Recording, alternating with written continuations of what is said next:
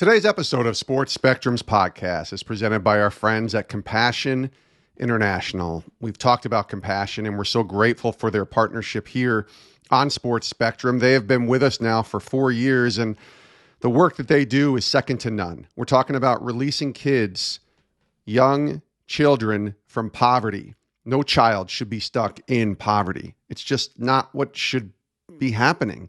And Compassion says, you know what, we're going to do something about it. We're going to stand in the gap with these children and help them and their families be released from poverty-stricken situations. And when you go to the website, compassion.com/sportsspectrum, you'll see a list of children that are waiting to be released from poverty. Just simply the words, choose me, kids from Indonesia, kids from all around the world, Mexico, Uganda, Nicaragua, Colombia, Ghana, just the Philippines, Bangladesh, all over the world.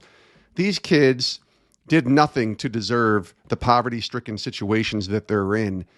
But here's the beautiful thing about Compassion. They give you and I an opportunity to stand in the gap and help these kids and release them from poverty. It's why myself and my wife and my daughter feel so strongly about Compassion and sponsor a child through their program. And we want to encourage you to do the same. It's $38 a month, tax deductible, and it connects a child living in poverty with a loving, church-driven child sponsorship program like Compassion International. Consider it today. Pray about it and think about where your money might go each and every day. In this situation, your money is going for medical checkups, nutritional food, educational assistance, mentoring, and most importantly, every sponsored child with Compassion will hear about Jesus Christ and be encouraged to develop a lifelong relationship with God. Check out compassion.com/sportsspectrum and consider sponsoring a child today.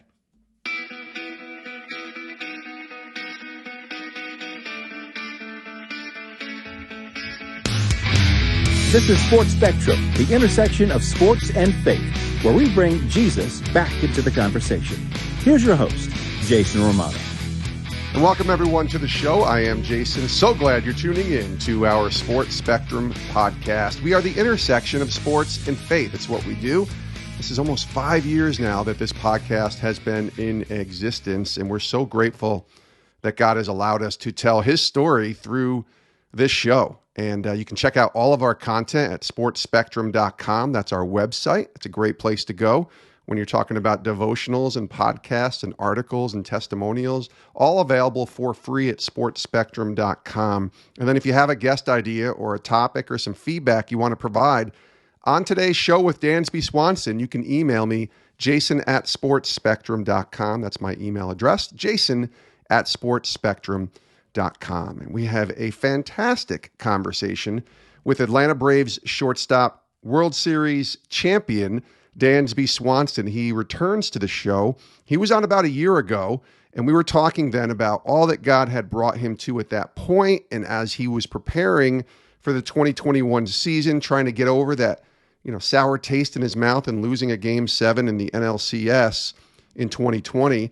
And man, they did it, didn't they? The Atlanta Braves, World Series champions. Dansby had a career year in 2021 in homers, RBIs, runs, doubles, games played. Dansby told me on the show today he played in 193 games in 2021 when you count preseason, regular season, and of course the postseason, winning that World Series for the great city of Atlanta, Georgia. And they went nuts when their Braves finally did something they hadn't done in 26 years, and that was win a World Series. And Dansby is so gracious, great guy, loves the Lord, and wanted to come back on, and I'm just so thankful he said yes, to talk about what last year was like. What was 2021 like for Dansby Swanson, hitting a homer in the clincher Game 6 when Atlanta beat Houston, hitting a big-time home run in Game 4 that tied the game late in that game against Houston, and they went on to win and go up 3-1. And Dansby got engaged to his girlfriend, Mallory Pugh, after the season back in December. So a lot going on in Dansby Swanson's life, and a big year coming up in 2022 as well. I think you'll love the conversation that we got to have here on today's show. Let's take a listen to Dansby Swanson from the Atlanta Braves.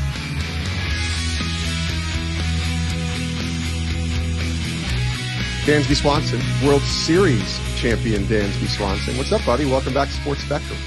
I know it's that's weird to hear still. Is it weird? Is it weird to hear? Yeah, no, I don't.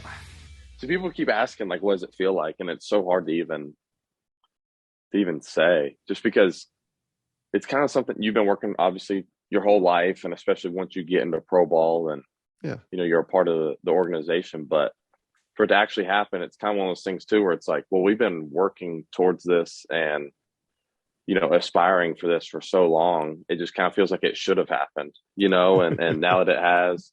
And obviously we're in a unique position to be able to say that, because we've been good for the last 4 years and have really gotten better every year and learned a lot more each year. And finally we were able to break through this year and play our best ball at the end of the year, which is really what matters. It's not always about, I feel like baseball is different than the NFL and different than the NBA, because sometimes the best team on paper isn't always going to win. But in the NBA and even in the NFL too, depend on who you got at quarterback, and the health status really of your team is about as important as anything. Whereas in baseball, if everyone kind of gets hot at the right time, or you get a couple of guys get hot at the right time, it changes everything. I mean, you've seen it with you saw it with us this year. You saw it with the Nationals a couple of years ago. Right. Not too often is it like that the best team kind of goes wire to wire. Well, you lost one of your best players years too. Ago. Yeah, right. I mean yeah. When you lose So Acuna, we lost almost everybody. Like I don't think people really account for. We lost Acuna for just over half the season. Travis was hurt for 2/3 of the season. Right. We didn't have Soroka. Freed, Max was on the IL some throughout the year. Slow starts by myself, Freddie, even Riley to some extent. Like we all kind of just like started slow and didn't really pick things up until I would say like late July, early August is when we started to kind of get a little bit of a groove going. And, I felt like for us too, during that time, like once we kind of got in a streak of where we were starting to beat the teams we were supposed to beat consistently, that helped build us. So, yeah, it's interesting too. You said it's not that you expect to win, but that's what you play for, right? And you're good, but it's so hard because you didn't win before, and other teams who've had, I mean, one of the best teams ever, I can remember when I was younger, was the Seattle Mariners, had like 114 wins in a season and didn't even make it to the World Series. So it's really hard to accomplish that. And you guys got to do it. I'm just curious, you said it was kind of surreal to even think back and it hasn't sunk in yet, but what was it? What has it been like? It's been a couple months now when you think about and trying to describe that feeling, because it's a really awesome moment. I mean, we were all watching and seeing you guys celebrate, and you did it on the road, a little unconventional in the way that you went and did it, but you did it pretty handily. You hit a home run and you shut them out, and it was like, okay, ball game, it's over. Can you kind of describe, not all of what went into accomplishing it, but just the feeling of having that moment? It's so hard. This was, after celebration, all that, we're getting dressed to go back to the hotel, and Freddie and I just kind of looked at each other, and I said, Freddie, like, what do you feel right now? And he's like, it's like, honestly, nothing, because I'm just so tired. And that's something that I don't think people necessarily understand. Like, not only is a full 162 season tiring, but the playoffs themselves are an absolute like juggernaut. Like, it's so stressful. Each game feels like you played like 2 or 3 games, just because of the stress, the importance of each pitch. Because each pitch can literally dictate your season, and the mental focus, and it's even less about physical. It's more just the mental exhaustion that goes into it. It just, once it's over, you're just like so relieved in a way. And this is like the first time, I've ended a season not really upset, and, having Mallory to like calm me down because I'm so upset and all that kind of stuff. Like, this is the first year that it didn't end like that. So, it was such a beautiful moment. Lost a lot of weight during the postseason. I couldn't really eat. Mm. Definitely ran my body through the ringer, ran my mind through the ringer. So, a lot of this offseason too has just been kind of getting back into my own rhythm of myself, just because played 193 games this year combined, postseason and spring training. And it's such an exhausting time physically and especially mentally. So, Well, you talked about that when you were on the show last year. I mean, 193 games, first of all, that's just insane. But that's part of the game. Like, you want to play 193, which means you were playing all the way into the end of October, into early November. But last year on the show, you talked about your sort of mental health growth that you went through in 2020. What was it like last year for you? I mean, tested probably more than even ever because of what you guys just described and what you accomplished with the Braves. What was that like from you, from a mental health growth, I guess, maybe in 2021? Yeah, it was a big challenge this year. I feel like this year was probably more challenging than 2020 in some ways, because 2020 was such a sprint that you kind of just, in terms of the season, was such a sprint because it was a 60-game season, and then we played 12 games in the postseason, and you just kind of like just figured a way to get through it, because you could kind of see the light at the end of the tunnel in a way, because it was 2 months worth. Whereas this year was a full, from February to November type deal, and just constantly kind of getting beat down at, constantly, getting challenged, constantly getting different things thrown your way. And it was definitely challenging in a different way, just because it's like we had trained our bodies for a 100-meter sprint, and then all of a sudden we were going to the 10,000-meter race. And Yeah, that's right. it was just kind of like a shock to the system in a way. And especially, this year for me started real slow. It's one of those, like, it's so easy for doubt to come in your mind when you struggle so mightily to begin a season. And, that's something I wasn't necessarily accustomed to, because normally the thing for me was like start out really hot, play really well, and then go through the lull and try and find your way out of that lull. And this year was the opposite, like started in that down valley really, and then trying to figure ways and adjustments to get back on track. And that was something new to me, in this season. So, I mean, there was definitely its challenges. And then I think something else too that really, really challenged me was during 2020, Mallory was pretty much with me at home most of the year. Right. Whereas this year she was playing again. She was in Chicago. For those of you that don't know, she was in Chicago. So not having her around was definitely tough on me. And I try and give myself and us some grace for that, because it is challenging doing what we do in our relationship and caring so much for someone that you love so dearly, but you can't be around. But thankfully, we did a really good job of being able to see each other. She sacrificed a lot to be able to come home every couple of weeks just to spend a day or two here in Atlanta. So, I give her all the praise and thanks in the world for that, because without her, dedication to our relationship and for us to grow, I mean, it would have been a real challenge, just because it's tough not seeing one another, and Yeah. going through bumps and bruises of a season and not having that person physically there with you is tough. So I definitely had to lean into, my spiritual relationship, had to lean into, as many things as I could to kind of keep it even grounded. But Yeah. it was definitely tough. Well, go there. Go to the spiritual side. Go to what the Lord was showing you last year too, because that's real life, what you just described. And this kind of coming in. 2020 was such a weird year for all of us, because we were spending time. Everybody was shut down and kind of cooped up at home and spending more time with their family or those they live with for more than ever. Right. And then 2021, it starts to kind of go back to, I don't want to say normal, but go back to where it was. But yet you kind of were going through that a little bit. Tell me about your walk with the Lord and kind of the trends. I don't know, the progression that it maybe took throughout last year and how that helped you. Yeah, last year, I mean, I'm telling you, like, it definitely, I felt like God was molding me and like sculpting me for like what's ahead in life. And it was not easy by any means.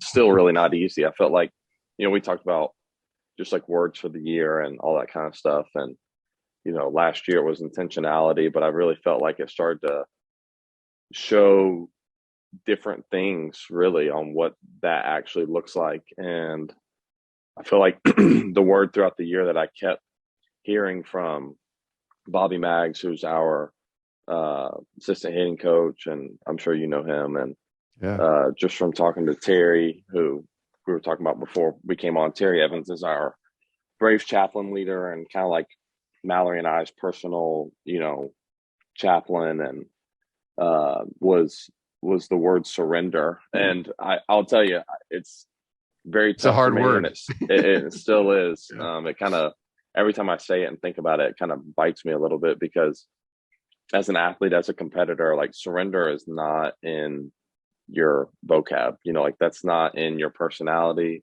That's not in who you are. And so having to kind of learn what surrender is, what that looks like, but with your heavenly Father, is just it's a way different ball game. Because when I was struggling, especially, like I was trying to make adjustments left and right, figure things out. Like I was staying up late trying to figure things out, and that necessarily wasn't the best path to go, because you start sleeping worse, and there's so much tension, and it was so hard to just let go of those things, knowing that it'll be okay. And it's not necessarily that you don't trust. It's like you have this part of your brain and your heart that says, like, you can trust the Lord to lead you. But also at the same time, you're like, well, I don't think he's the one hitting for me, or, the one in the field. But I slowly but surely started to kind of like just surrender some of those things over to him, and allow my true character and who he made me to be to shine through. And I really feel like that's kind of like been the 12-month battle of 2021. And even so far this year is like, if I'm going to lead myself, my teammates, my relationship, if I'm going to be a leader in that, I really need to let God lead me. So he's the one doing the leading, and I'm just the one on earth that's doing the leading, but he's leading through me. And I really feel like that's kind of like the challenge for me as I grow in, my spiritual relationship with him, and as I grow in my relationships with Mallory and with my friends and family and all that kind of stuff. Because more and more I'm starting to realize that that's the important thing. It's not necessarily about the performance on the field, even though we all want to be as good as we can. Well, I was going to ask you that, because you had a career year last year for you. I mean, you won a World Series, so that's amazing too, but career highs in homers, RBIs, runs, doubles. You mentioned the games played, so you were there. Availability is a big thing in sports, and you were available every day for your team to be there. And then certainly in the postseason and what you did there. We don't ever want to hint to anyone that if you and God are developing this close relationship, that's going to transfer onto the field to automatically mean you're going to win a World Series and have career highs in homers. But there has to be some kind of connection there, I would think. When your spiritual life is going in the way it needs to go, I would assume that would transfer over to just you being able to relax and have a clear mind and maybe some clarity into being able to potentially achieve what you're going after to achieve. Is that fair to say? Yeah, I think the tough balance with that too is we assume, and it's such a worldly view and such a cultural thing, is that if we're at peace with ourselves and we're at peace with our relationship with God and those kind of things, that everything in life will just be hunky-dory and it'll all work out, That's exactly why I said that. That's definitely not true. That's what we think, right? Like that's what we envision, that our lives are going to be, like I'm going to become the best player in the big leagues just because my relationship with God is right. And I think that that's such a, and I'm reminding myself of this too, is that's such a wrong way to look at it. Because at the end of the day, our purpose is to serve, God, and to ultimately bring a heaven-like view to where we are on earth. That's right. And allow him to do the light shining, allow him to use our platform for what it's supposed to be used for. And it's tough because, like you said, you can do that and still not play well. But we're just so wrapped up in if I don't play well, then what does it matter? And I feel like that was really like the tough balance to find, is that God's going to do the leading. It's my job to follow suit. It's even hard to explain sometimes, because knowing that his path for me is better than my path for me, right? So trusting that I'm going to be where I'm supposed to be when I'm supposed to be there, and all those kinds of things. And the performance on the field doesn't dictate any of that value. And that's just so hard for us to wrap our minds around, because culturally, that's just how we value things, is whether it's by your financial worth or by your worth as a person on the field, as a stat line, especially in this age of analytics, that my value is strictly determined by, what my numbers look like at the end of the year. Yeah, and it's so hard to remind yourself that production on field has literally no value in terms of how God sees us and what our heavenly value is. And that's a tough battle. It's a tough battle for anyone. And I'm not going to say that none of us ever figure it out, but I think it's a constant challenge in our lives to balance the two. Well, that's the surrender part. You use that word. That's the hard part. I remember talking to Kirk Cousins on this show, the Vikings quarterback, and this was in 2020, and they had started off, I think, 1-6 or something like that, and then they got hot and they won 4 or 5 in a row. And he came on and we asked him about kind of his faith, and he's like, "Listen, I had some of the richest times with the Lord during those losing moments when I was having a bad game."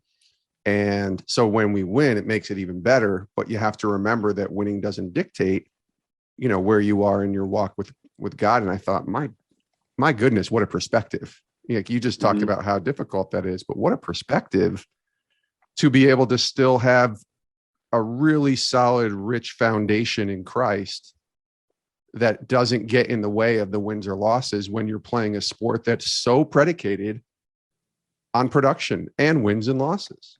Mm-hmm.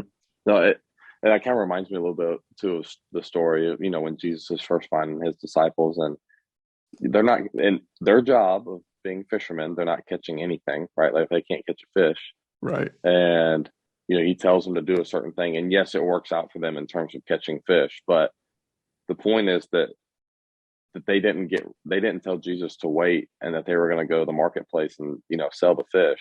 They immediately just followed him. Right. And like you said, to your point of, sometimes when things aren't going well, that can be like the turning point for us in our relationship with Christ. And, it's important to keep that perspective, like we said, because some of the poorest times on earth may be our richest times in spiritual faith and in our relationship with him. And it's so hard to keep that perspective, but I think it's important to keep a bird's eye view when things aren't necessarily going well and what you deem is going well. What are the areas in which God is molding you or sculpting you to be who it is that you're actually supposed to be? And then you can take that into your work or take that into your field and career. It's tough perspective, but I think it's necessary. That's why I think it's so important to study scripture and study, how Jesus lived and how people that followed him lived. Because ultimately, I think we're meant to kind of replicate those same things. Like, we were given the blueprint of success in this world and what that actually looks like. But you can't follow it if you don't know it. So I think that's important.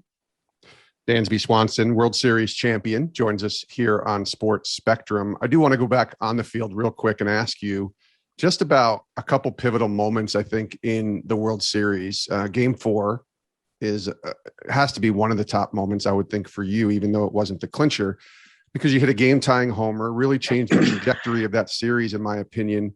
Not just your homer, but then the homer after it. If Houston wins, it's 2-2.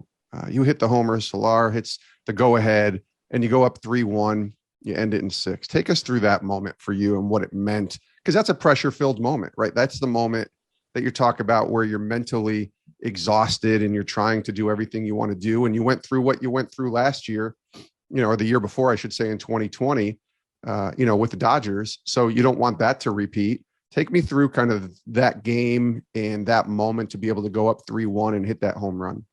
Yeah, well, I think so. We were in a tough situation because we were coming home. It was 1-1.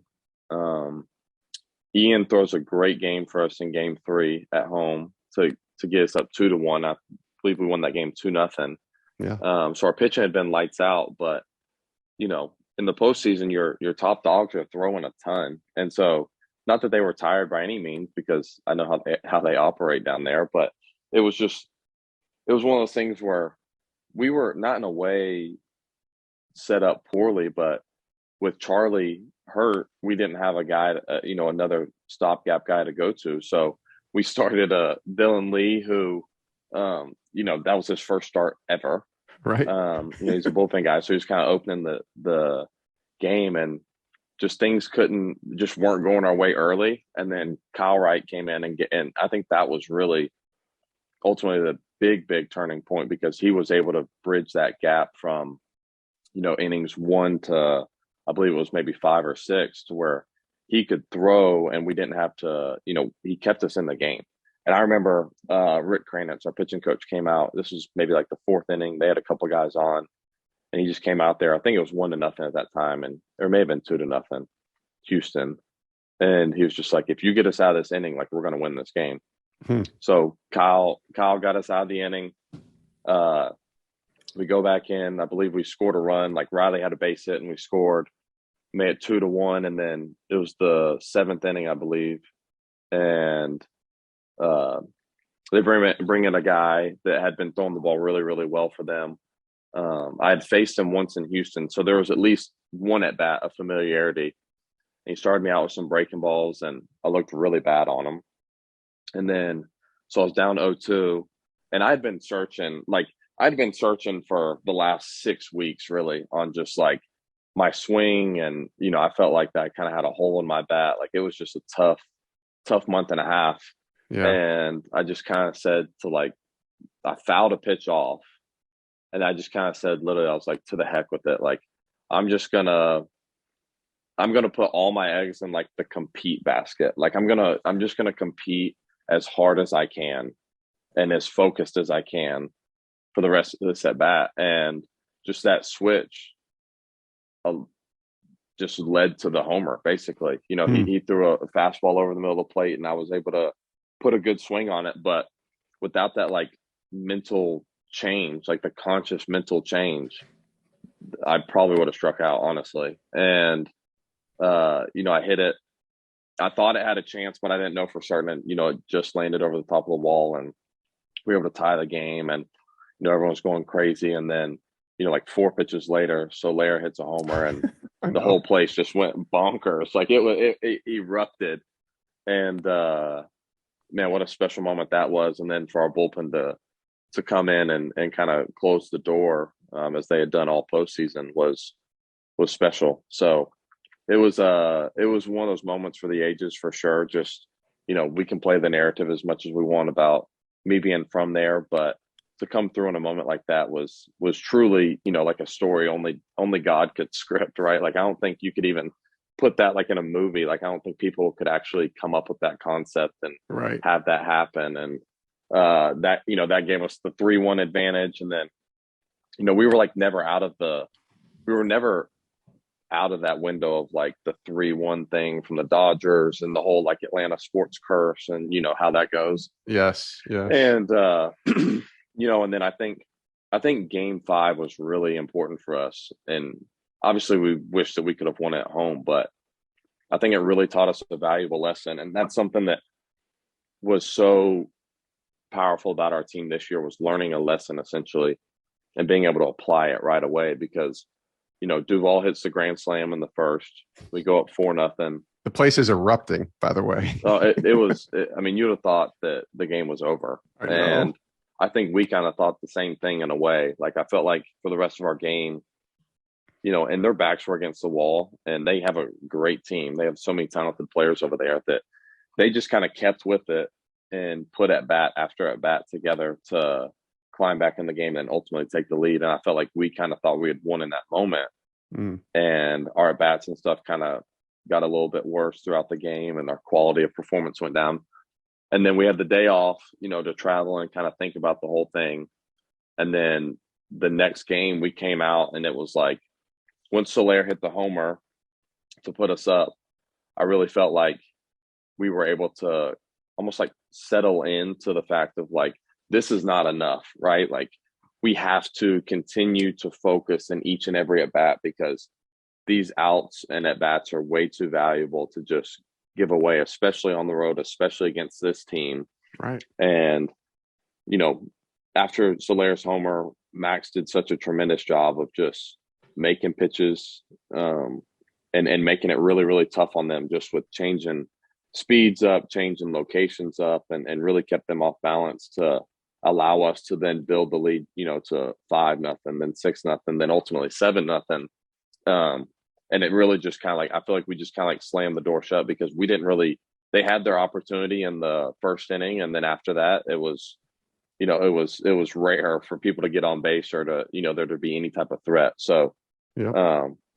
To be able to apply that lesson so quickly is what I really think made our team so special towards the end of the year, because we just kind of were able to apply things so quickly.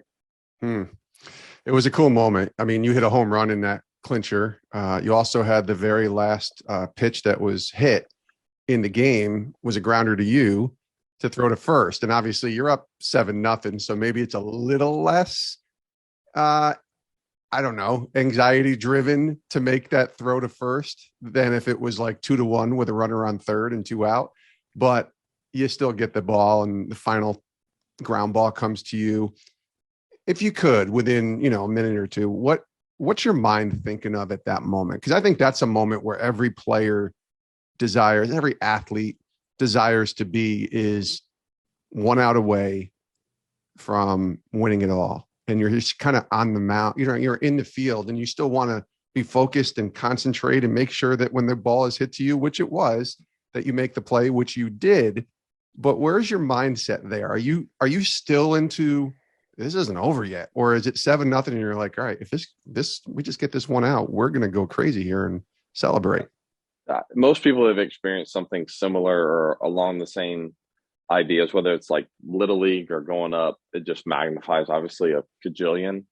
But yeah. Each out, and each pitch that Will was making, like I felt like the level of like not necessarily confidence, but the level of awareness that this was going to happen just kept growing and growing and growing. Because I believe Brantley led off with a base hit, and so it was kind of like humans are so funny. Like, Brantley gets a base hit, and we're all like, the easiest place for your mind to go is, no way they can score 7 runs. Like it's so easy for your mind to go there. Yeah. So once you check yourself and you're like we're literally completely good. Like this is just like any other game. Correa flies out, and then Yordan Alvarez flies out to left, and you're like, with each out and pitch, you're kind of like, this is going to happen. Like we're going to do this. Like the Atlanta Braves are going to win the World Series. And then Gurriel comes up, and I just, for whatever reason, had a feeling that I was going to get the ball, and he chopped one to me. And the funny part about that too is because right before that, I had looked at Ozzy and I was like, "You're going to be at second base, right? If there's a ball hit to me?" And he's like, "Yeah." So they hit it to me, and luckily, it was just kind of like a 3-hopper, like a very routine, just hopper to me. And I caught it, and I looked at him, and he was like looking at me, and he wasn't there. And so that's why I kind of like did the whole like hesitation thing, because I was going to throw it there, but he wasn't there. So I just redirected my feet, threw it to first, and, the rest is history.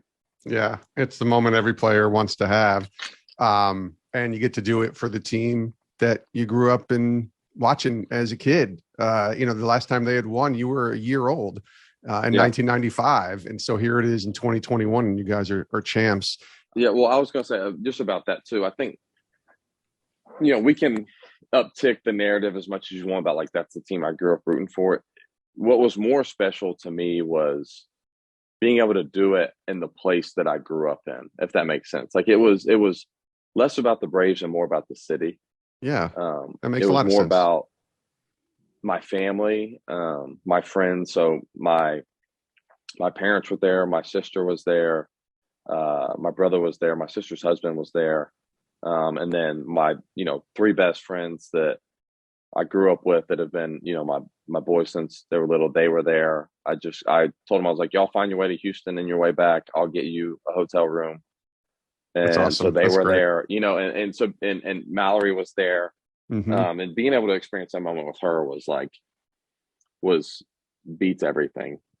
Just because with our seasons and everything, it's impossible to experience those kinds of moments together. And she was never really able to experience something like that with me together. And like when they won the World Cup, I wasn't able to be there. Right. So her moments, it seems like I'm never able to be there for, and my moments, she seems like it's so hard for her to be there, and for her to be able to be there meant everything to me. Mm-hmm. So more than just like the Braves winning, it was being able to do it around the people that I care about the most, the people that care about me the most. And for them to kind of experience that with me was needed. So I was going to ask you about the parade, which I will ask you in a second, but that made me think immediately after the game. And I remember this because we posted this on our website on Sports Spectrum. There's a microphone going in your face from Fox, right? In that moment when it's over, and you're just like, there's this whirlwind and you're feeling so thankful and probably spent, I would imagine, exhausted too. And yet you still found in that moment to point to God. And I'm not saying that every Christian athlete who ever wins a title needs to praise God in that moment. You hope they would, but sometimes you get caught up in the moment and it's just your adrenaline's flowing and you're not even sure what you're saying. But I noticed that you definitely pointed to God and you were so thankful to him. Did you think about that at all? Or is that just where your immediate praise went to when you thought about that moment and being able to win it all? I mean, to be completely honest, it's kind of both, because our natural instinct is definitely to kind of praise either ourselves or teammates around us. And Sure. it is, to me, it's important to be conscious of, no, like the most important thing here, the only reason I'm here, the only reason we're here is, God and him creating us and his glory. And so I felt like that. I guess people really liked the fact that I did it, and it just, not that it baffled me, but it's just like, well, what else was I supposed to say and do? Like that's kind of how I took. I'm like, there's no other explanation other than to give him to be grateful for that opportunity and to, experience the things that he has in store for me. Like there's no other way to describe it or explain it, because that's how I truly feel. And even throughout that postseason, like I'd just been struggling a little bit in confidence and you name it. And that morning, I remember, just because I'd been playing kind of like tentatively and not trying to make a mistake, that whole deal. And I just remember going through and reading the story about, when Jesus is walking on the water and the disciples are in the boat and they're like, well, if that's you, like, let me come walk on the water with you. Yeah, Peter. And right, and Peter, he cracks me up. And I know. Peter's like, okay, well, I'm gonna come out there and walk with you. And so when all his, energy and his mind is focused on Jesus, he's walking on the water. And as soon as he looks around at his surrounding circumstances and realizes he's walking on water, he starts to sink and freaks out. And the lesson to be learned, and I read that story the morning of the World Series of Game 6, was like, if I can just redirect my focus from the World Series to just it being on Jesus, like everything will be okay. And it was, and I feel like the beauty of it too was before I had an at bat, and before I had to make a play in like a routine play in the field, there was the Kyle Tucker hit a chopper over Max's head, and it was like a total reactionary, like heck of a play. Like there was nothing routine about it, so there was no thinking involved. And I'm like very thankful that God drew up that opportunity, because I ran across second, was able to barehand it and throw it to first. It was kind of one of those, like, there was no thinking involved. I was just going and having fun and making a play. And I feel like that settled me down too, it's like, you know what, put my focus on Jesus and everything will be okay. And like I said, it ended up being okay. All right, real quick here, because I don't want to keep you too much longer. 3 words to describe the parade. I'll give you two. Absolute insanity. I mean, it was, it definitely makes you want to do it again. Let's put it that way. Just seeing how much the city was behind the Atlanta Braves and how much they care was enough in my book. You know, just seeing the turnout, seeing the folks, you know, coming out and just celebrating, because they've been starving for a championship for, 26 years.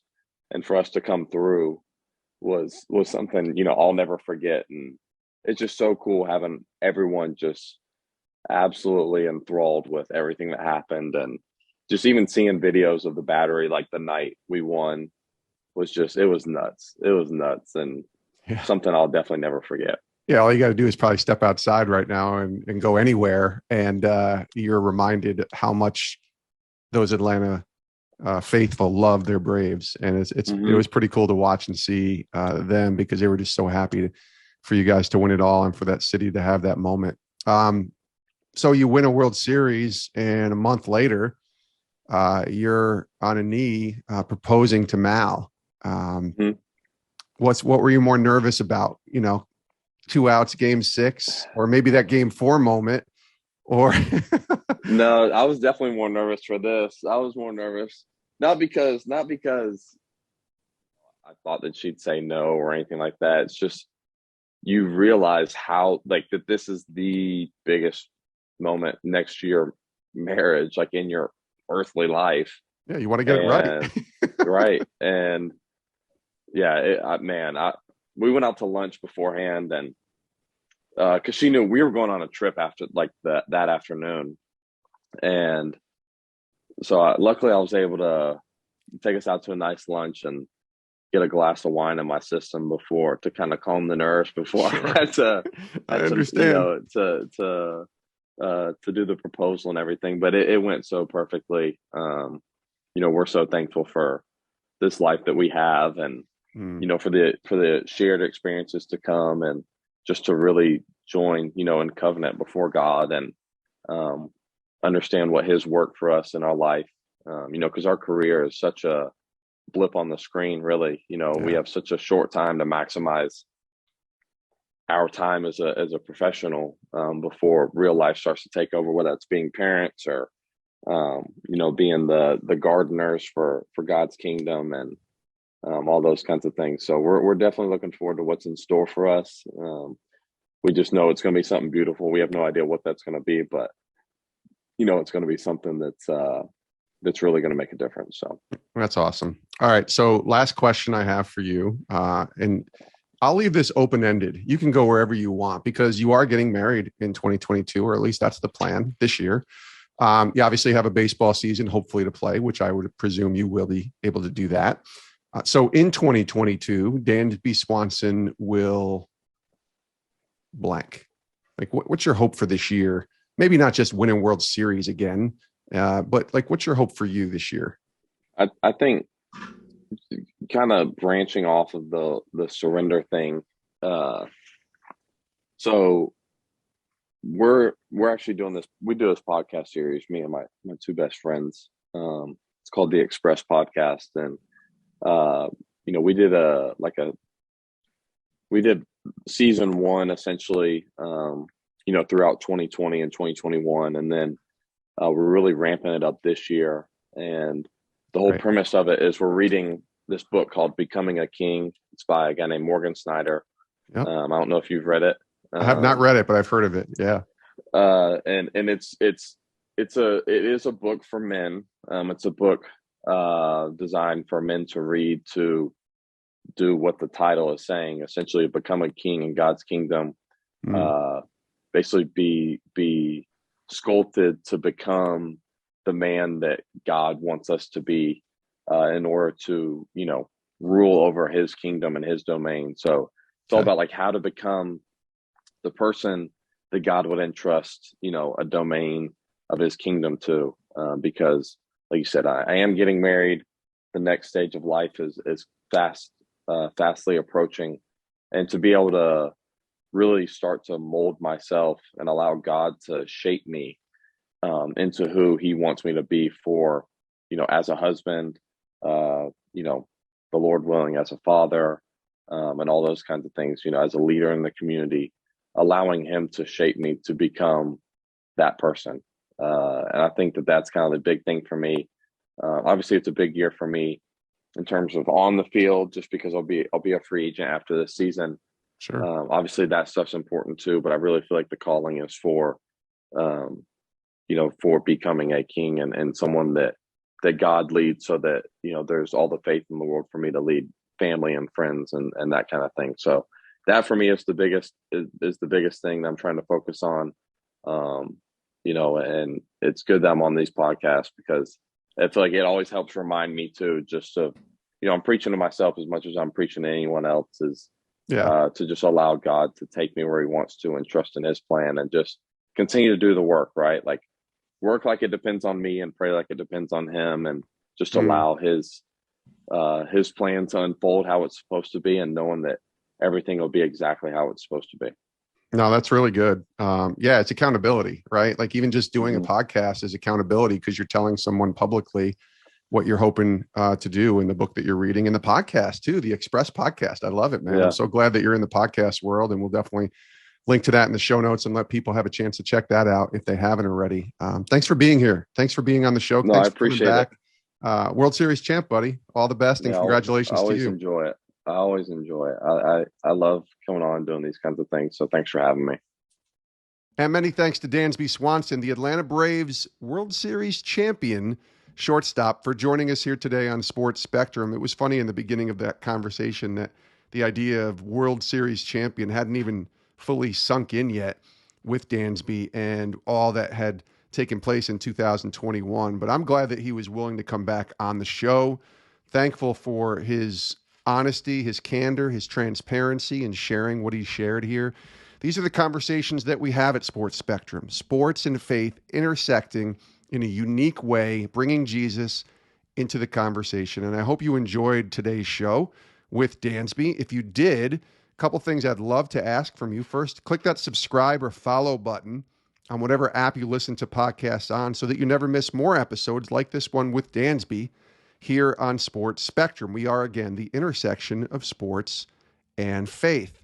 Also, would love to have you share this with someone. Share this on your social media pages. Share it with someone that you love. Maybe you have a Braves fan in your life that needs to hear this conversation with Dansby. Man, share that. That would mean the world to us here at Sports Spectrum. And then lastly, check out our website, sportspectrum.com. That has all of our content, opportunities to look at the testimonials and the stories of athletes and coaches. You can read devotionals each and every day and sign up for our daily devotional right there at the website. All of our podcasts are available there on the website as well for free. So check it out each and every day at sportspectrum.com. Thanks again for tuning in. We really do appreciate you guys. Tune in next time for another episode of Sports Spectrum's podcast. I hope you all have a great rest of your day.